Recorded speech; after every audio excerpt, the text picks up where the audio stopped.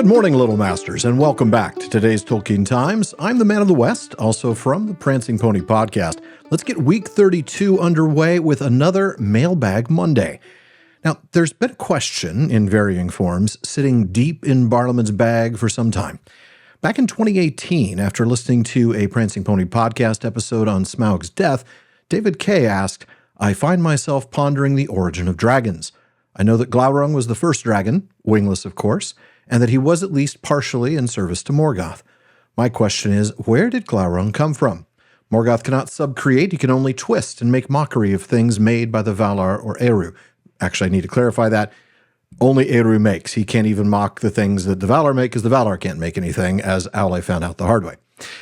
He goes on by asking, if dragons are a mockery, then what are they a mockery of? Or is it that dragons were simply part of the music of creation, and that Morgoth corrupted Glaurung in some way? Vera S., shortly after David's question, asked about the creation of the dragons, pointing out that they seem like very unique creatures, not like orcs that were made from elves. They seem like an evil counterpart to Manwë's eagles. Was this a true creative act, or do you think that they also descend from an already existing species which was just turned?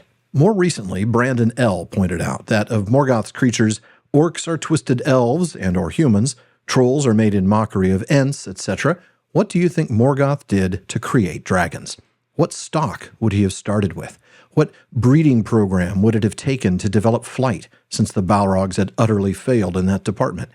How would he have cultivated fire-breathing? What about the development of their intelligence, obvious individuality, and speech capability? In short, these three questions ask, what is the origin of Tolkien's dragons? Where did they come from in Middle-earth, and how did Morgoth modify them? What about their development and abilities? Then, in the plain of Anfauglith, on the fourth day of the war, there began Nirnaeth Arnoediad, unnumbered tears, for no song or tale can contain all its grief. But even as the vanguard of Maithros came upon the Orcs, Morgoth loosed his last strength, and Angband was emptied. There came wolves and wolf riders, and there came Balrogs and dragons, and Glaurung, father of dragons. The strength and terror of the great worm were now great indeed, and elves and men withered before him, and he came between the hosts of Maithros and Fingon, and swept them apart. Okay, any excuse to read about the Nirnaeth, but the point here is that Glaurung was the father of dragons. But does that mean these dragons with him were his literal offspring, or just made in his image? How did Glaurung himself come to be? As David, Vera, and Brandon, among others, have asked, what is the origin of dragons? Here's the thing, there is no singular answer, so what we really need to do in order to get as close as we can is to take a look at various possibilities, rule out what we can, and then see if we can find any textual support for the best options left. Now, the first theory that I want to look at is the idea that dragons are simple beasts, but enhanced by Morgoth in some way. Closest analogy to that might be the wargs, for instance. Now, at first this may sound like a reasonable option, but I tend to dismiss it pretty quickly. The ability of the dragons to speak, and not just speak like orcs use language, but to speak the way Glaurung and Smaug speak, with power and cunning and planning. These are highly intelligent, fully sentient, self-aware beings. They are not mere beasts, even enhanced. So let's go ahead and eliminate this one as an option right off the bat. Now, there's another common theory that I think can be quickly and easily dismissed. It's one that was brought up earlier, the idea that dragons are corrupted eagles. Just as in the Silmarillion, at least, orcs are corrupted elves. But this really falls apart at the slightest glance, if you ask me. The very first dragon, the father of dragons, Glaurung, one of the cruelest beings to ever walk the face of Arda, well, there you have it. He had to walk the face of Arda because he didn't have wings. But here's the other reason why I can't buy this one.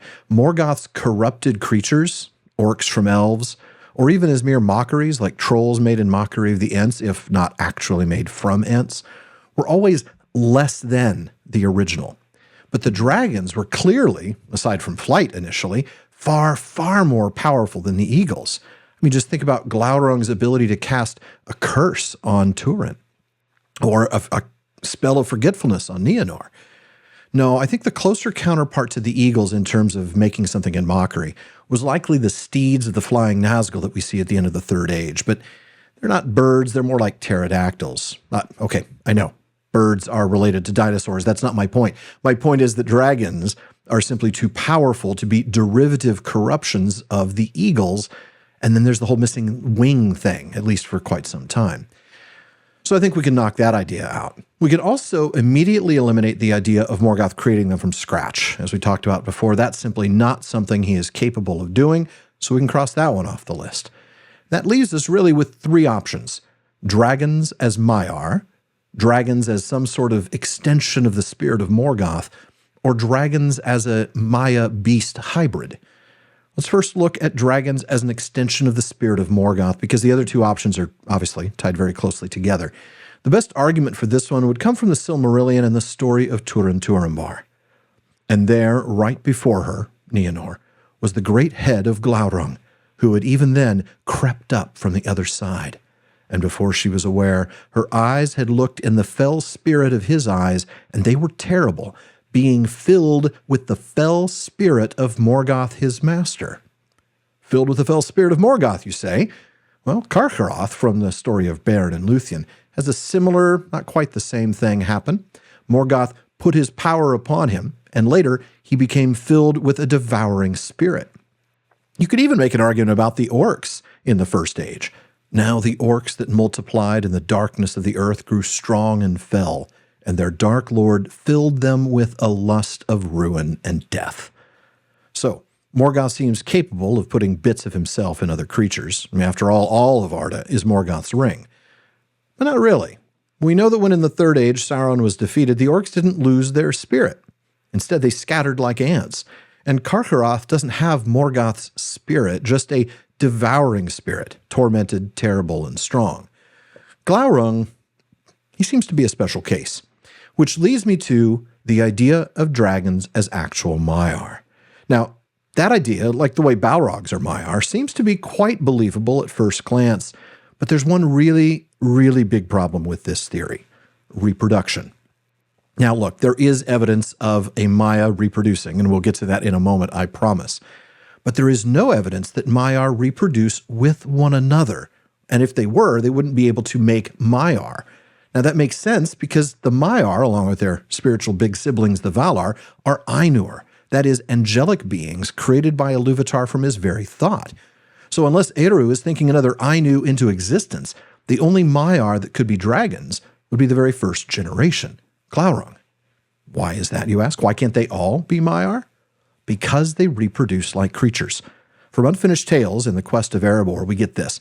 Gandalf is suggesting to the dwarves the idea of taking a hobbit with them, and we get, "What?" cried Glóin. "One of those simpletons down in the Shire? What use on earth or under it could he possibly be?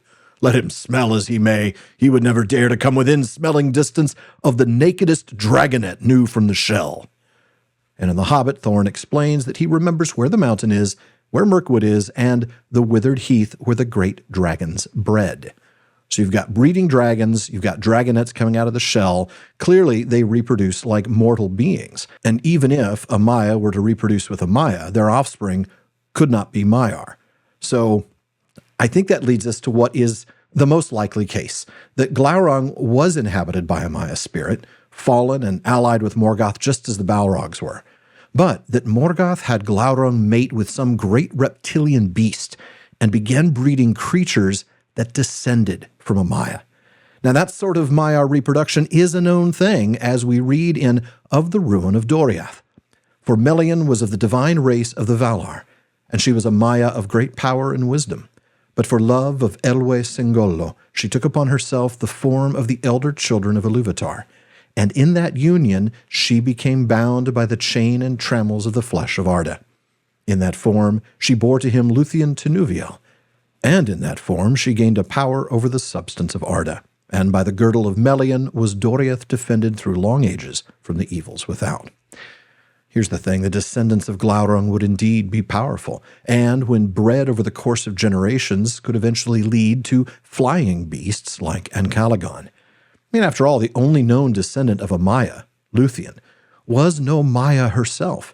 She was certainly more powerful than any ordinary elf, as were her descendants, Elrond, Elros, Elendil, Aragorn. This is similar to what I think we see with Ungoliant and Shelob. Now, we can't say conclusively that Ungoliant was a Maya. The text is silent.